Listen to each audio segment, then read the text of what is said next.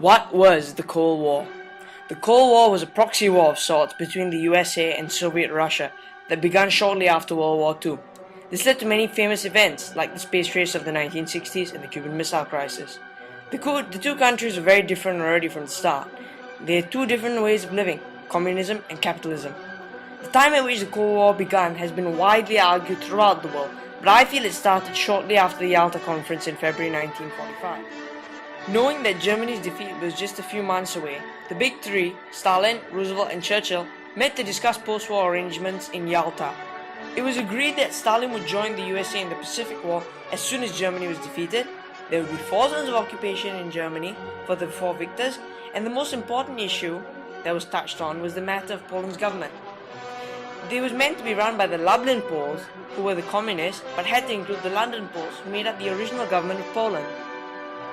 In July, when the Potsdam Conference had started, many things had changed in the world. Germany had surrendered, Roosevelt died, and Harry Truman was the new President of the United States of America. Churchill had also lost the election in Britain, so Clement Attlee had replaced him. The most important thing that had changed was the government in Poland. The London Poles were invited, but when they arrived, they were arrested and they disappeared. Because of this, Truman took a very firm position with Stalin due to his betrayal of the Yalta Agreement. Eventually, there were only 2 things agreed at Potsdam. Poland would have new western borders, and the victors of the war would take reparations from their zones in defeated Germany. In March 1946, Churchill visited Missouri and made the legendary Iron Curtain speech, proclaiming the USSR's desire to expand into the rest of Europe and the danger of this happening. From Stettin in the Baltic to Trieste in the Adriatic, an Iron Curtain has descended across the continent, said Churchill. Unfortunately, what he said had already come to pass. The year before, in Bulgaria, the government was dominated by communists, and in November, rigged elections were held.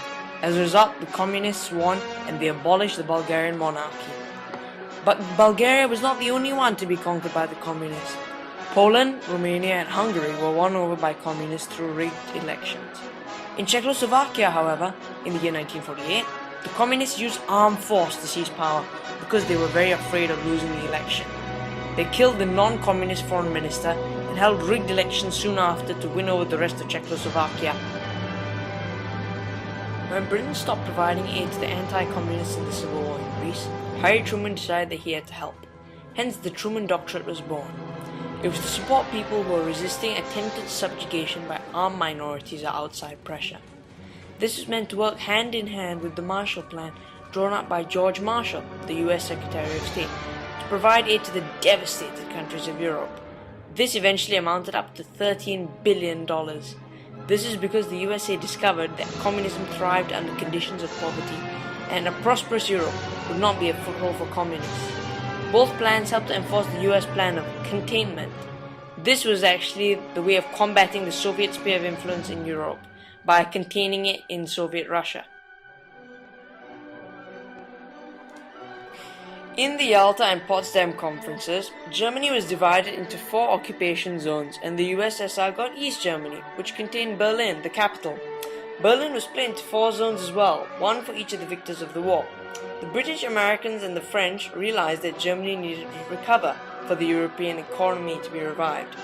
They made 3 big changes to Germany by introducing a new currency, the Deutschmark, joining the British and American zones into one zone called Bizonia, and lastly, only providing martial aid to western parts of Germany.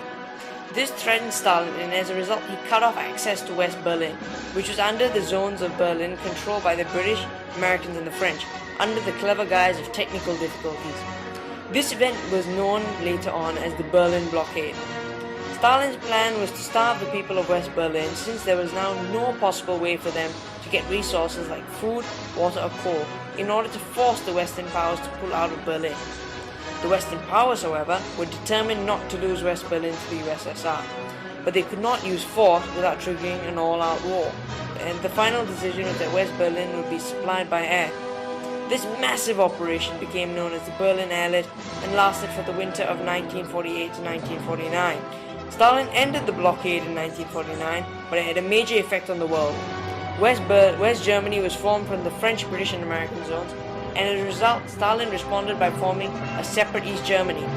The blockade also prompted the USA to set up a permanent military alliance with West Europe. Hence, the North Atlantic Treaty Organization was formed in April 1949, or NATO. West Germany joined in 1955, which alarmed the USSR. In response, they set up their own military alliance with other communist countries in Eastern Europe, known as the Warsaw Pact. To conclude, the Cold War can be viewed in many different ways, and this is simply my perspective of it. I hope you enjoyed this brief documentary about the Cold War.